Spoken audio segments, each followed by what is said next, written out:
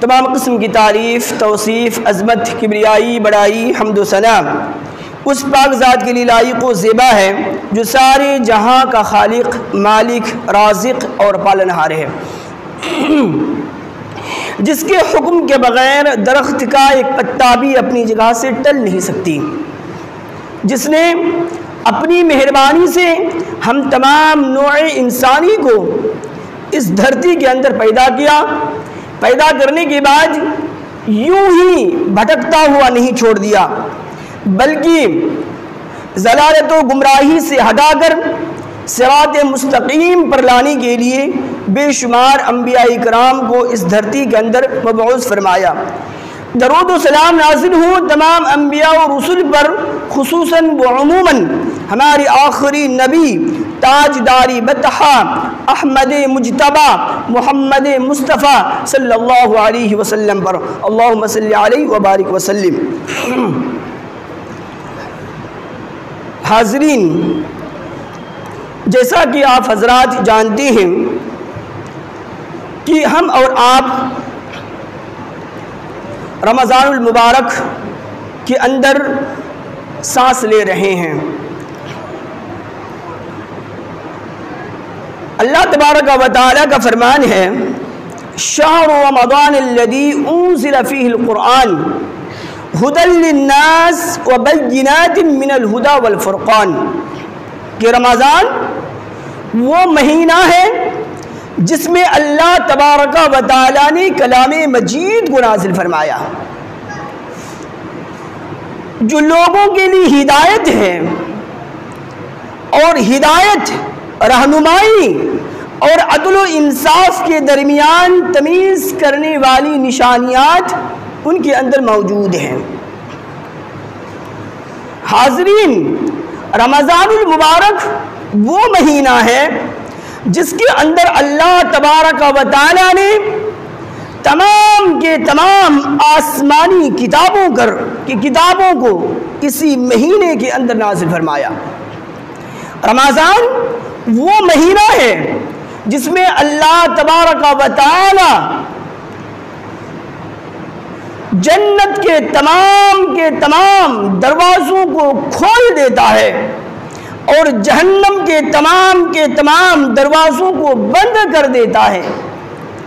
شرکش شیاطین اور جنات کو جکڑ دیا جاتا ہے تاکہ وہ ہمارے بندوں کو ٹھیک اسی طرح گمراہ نہیں کر سکے جس طرح کہ وہ عام دنوں کے اندر گمراہ کیے پھرتے ہیں، ورغلاتے رہتے ہیں، ان کے اندر تذبذب اور کشمکش میں ڈال کے رکھتے ہیں۔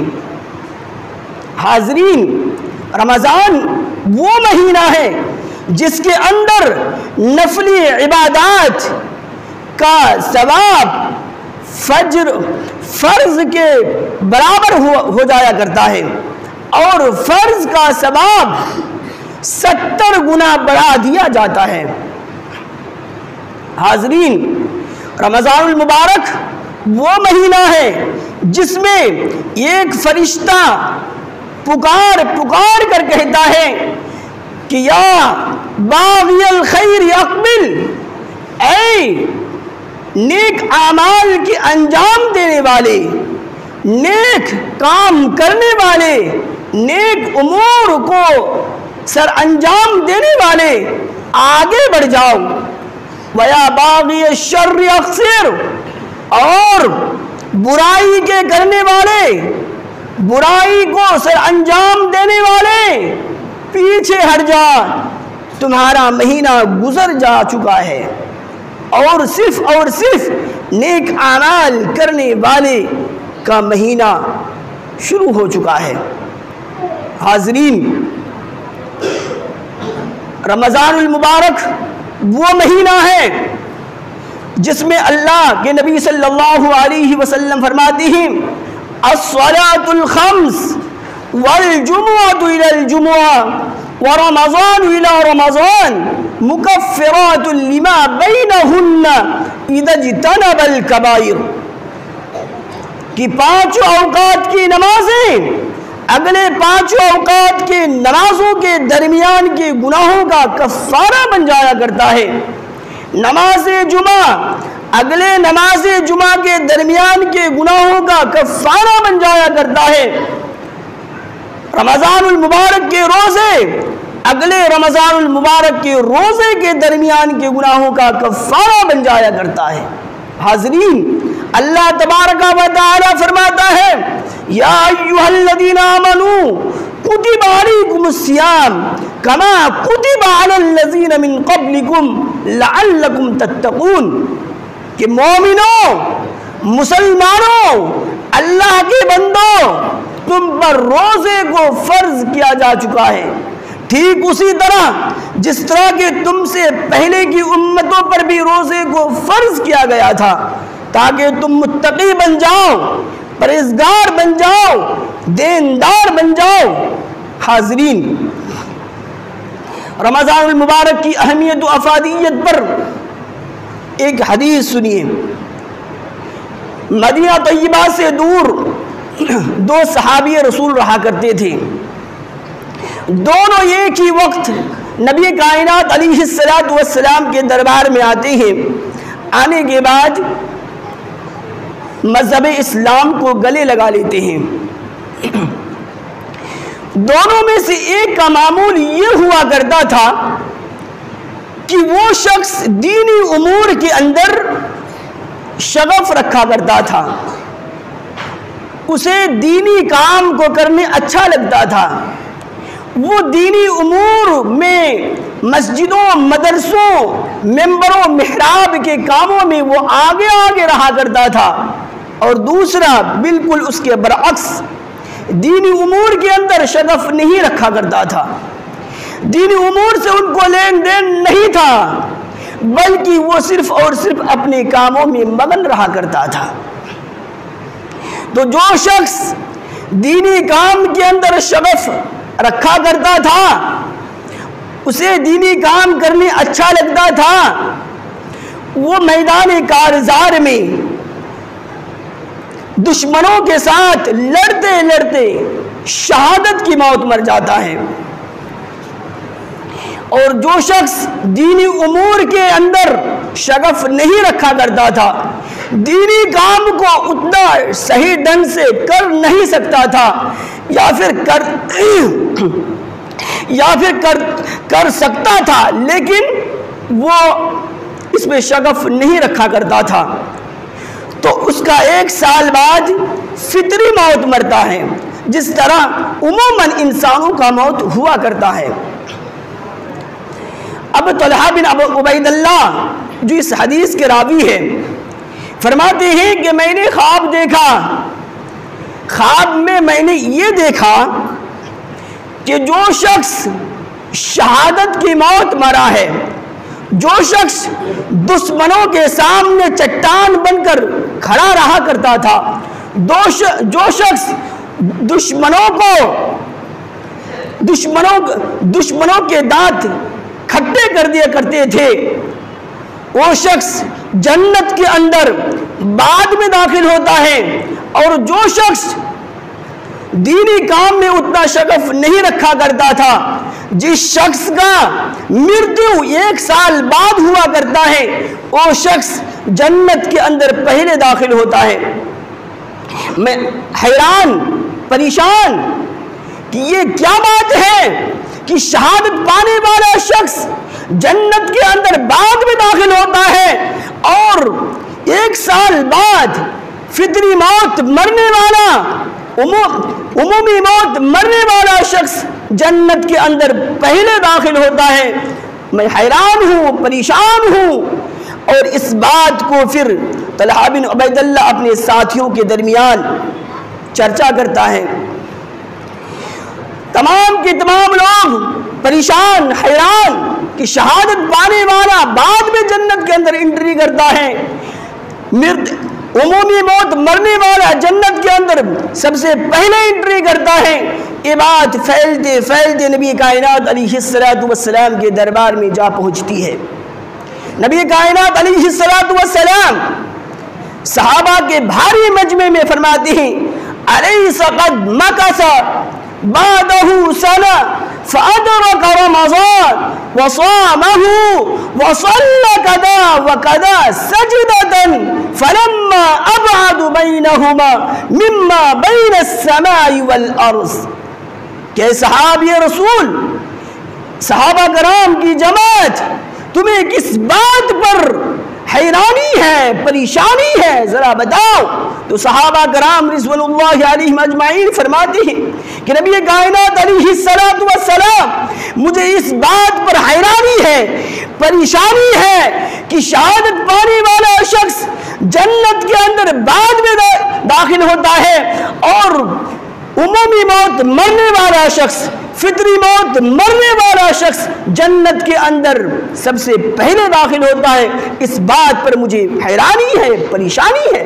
तो नबी कायनात अलैहिस्सलातु वस्सलाम ने फरमाया, क्या फितरी मौत मरने वाला शख्स शहादत के मौत मरने वाले शख्स के 1 साल बाद तक जिंदा नहीं रहा?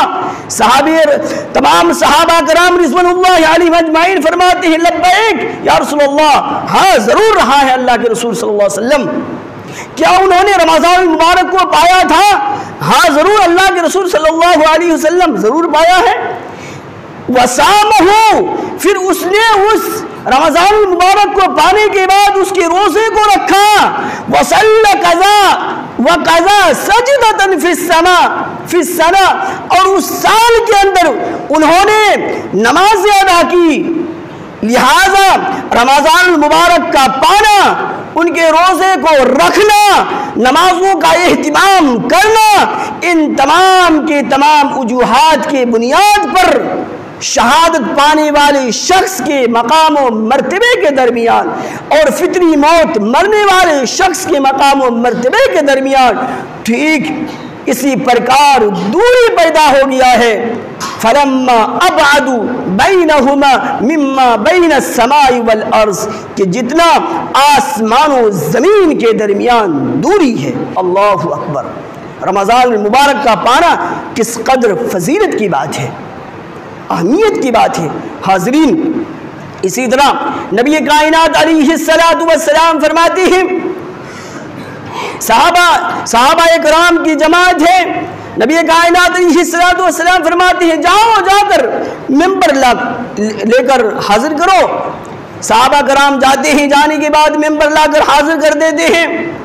नबी कायनात अलैहिस्सलातु वस्सलाम मिंबर पर तशरीफ लाते हैं।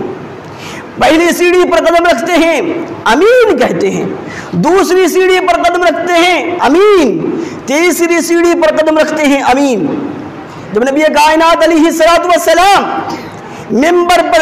मिंबर से तशरीफ लेकर आए तो सहाबा कराम रिज़वानुल्लाहि अलैहिम अजमाइन ने अर्ज़ किया, अल्लाह के रसूल, मैंने आज आपकी ज़ुबानी मुबारक से एक नई बात सुनी है। नबी कायनात अलैहिस्सलातु वस्सलाम फरमाती हैं, वो बात कौन सी है जो तुम्हें नई लगी है? तो सहाबा कराम रिज़वानुल्लाहि अलैहिम अजमाइन फरमाती हैं कि जब आप अलैहिस्सलातु वस्सलाम मिंबर पर तशरीफ ले जाते हैं, पहली सीढ़ी पर कदम रखते हैं, अमीन कहते हैं। दूसरी सीढ़ी पर कदम रखते हैं, अमीन कहते हैं। तीसरी सीढ़ी पर कदम रखते हैं, अमीन कहते हैं। ये बात मुझे नई लगी। तो नबी कायनात अलैहिस्सलातु वस्सलाम फरमाती हैं कि मिंबर पर तशरीफ के दौरान जिब्रील अमीन आए थे। उन्होंने दुआ की कि वो शख्स बर्बाद हो जाए, वो शख्स हलाक हो जाए, वो शख्स निश्तो नाबूद हो जाए जिन्होंने रमज़ान मुबारक को पाया और पाने के बाद अपने गुनाहों को बख्शिश ना करवा सका, अपने गुनाहों का दरगुजर ना करवा सका, अपने गुनाहों की माफ़ी तलाफ़ी ना करा सका, वो शख्स हलाक हो जाए, बर्बाद हो जाए, निश्चित नाबूद हो जाए। तो मैंने जिब्रील अमीन की दुआ पर अमीन कहा कि अल्लाह तबारक व तआला जिब्रील अमीन की इस दुआ को कबूल कर ले। हाज़रीन, इसी तरह नबी कायनात अलैहिस्सलातु वस्सलाम फरमाती हैं कि जब मैंने दूसरी सीढ़ी पर कदम रखा तो जिब्रील अमीन ने दुआ की कि वो शख्स हलाक हो जाए, बर्बाद हो जाए जिनके सामने हमारा نام لیا جائے اور وہ درود شریف نہ پڑھے، تو میں نے بھی اس دعا کی قبولیت کے لیے امین کہا کہ اللہ تبارک و تعالی تو اس دعا کو بھی قبول کر لے۔ حاضرین، اسی طرح اللہ کے نبی صلی اللہ علیہ وسلم ابھی اعتکاف کا وقت آخری عشرہ چل رہا ہے، اعتکاف کی اہمیت و فضیلت پر بس یہی حدیث کافی ہے کہ نبی کائنات علیہ الصلوۃ والسلام مرتے دم تک آپ نے اعتکاف کیا۔ اگر کوئی سال آپ کسی عذر کے بنیاد پر اعتکاف نہیں کر پائے تو پھر آئندہ سال آپ نے دوسری عشرے سے اعتکاف کرنا اسٹارٹ کر دیا۔ حاضرین، اللہ کے نبی صلی اللہ علیہ وسلم فرماتے ہیں کہ جس نے اللہ کی رضا جوئی کے لیے، اللہ کی خوشنودی حاصل کرنے کے لیے اعتکاف کیا تو ان کے اور جہنم کے درمیان ٹھیک اسی طرح فاصلہ اور دوری پیدا ہوگا جس طرح کی مشرق و مغرب کے درمیان فاصلہ اور دوری پیدا اللہ تبارک و تعالیٰ کر دیتا ہے۔ حاضرین، اسی طرح اللہ کے نبی صلی اللہ علیہ وسلم فرماتے ہیں کہ جس شخص نے آخری عشرے کے اندر اعتکاف کیا تو ان کا ثواب 2 حج اور 2 عمرہ کے برابر ان کو مل جاتا ہے۔ حاضرین، وقت کی قلت ہے، اب میں اپنی باتوں کو یہیں سے ختم کرنا